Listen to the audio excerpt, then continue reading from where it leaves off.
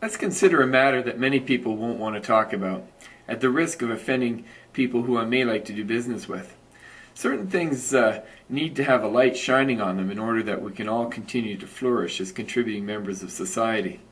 Excessive compensation is not a crusade of mine. There are some things I have to accept as things that I can't change, and to just kind of choose my own battles like everybody else. The good news is most of us want a lot of the same things, and we'll do what we have to do to get things right. If we're not part of a solution, we could be a part of the problem. So that's kind of why I'm speaking out on this. We're all pretty much in support of fair rewards for behavior that benefits others, and we're against the privileged few taking things that don't rightfully belong to them. And I'm an activist in favor of promoting capitalism, not against certain businesses or certain individuals. I just want to see things working better for everybody. Recently I overheard a conversation of somebody who works as a cashier in a big box retailer.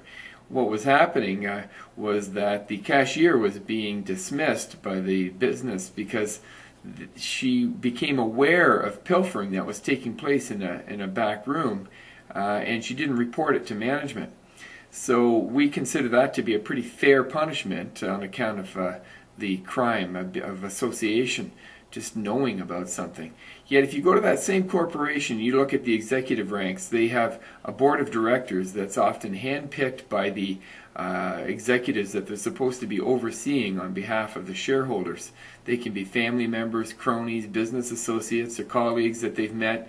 They often sit on each other's boards, and oftentimes when the subject of compensation review comes up, they'll hire an auditor or somebody who's doing other contract work for the business where they're dependent on that contract work, and if they do a good job on the executive compensation review as a consultant, then they'll continue to get that work. It's a terribly conflicted position, and the outcomes are often horrible in the sense that it can cost the corporation not just millions, it could be tens and hundreds of millions of dollars.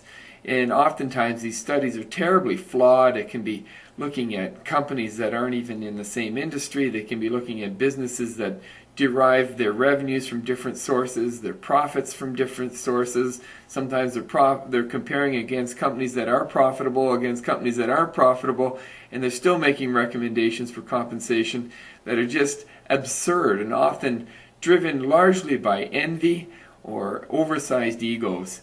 And it's a detriment to society because there's a lot of hard-working people at these businesses that go in, day out, and we all want the same things. We all want to be appreciated. We all want to be respected for the work that we're doing. So there's no reason these executives should be taking down outsized rewards for work that they may be contributing to, or they may not be. They could be in the right place at the right time. The company sees a big windfall and they take down a big huge chunk of the profit, and that profit doesn't belong to them. It belongs to the shareholders.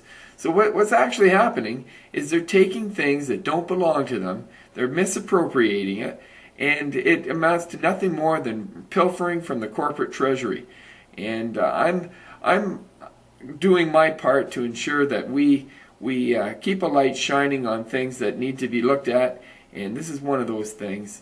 There's too much damage being done, and I want to take better care of what belongs to us and help people from all walks of life to restore their dignity and to continue in the belief that they can self-determine for their own future.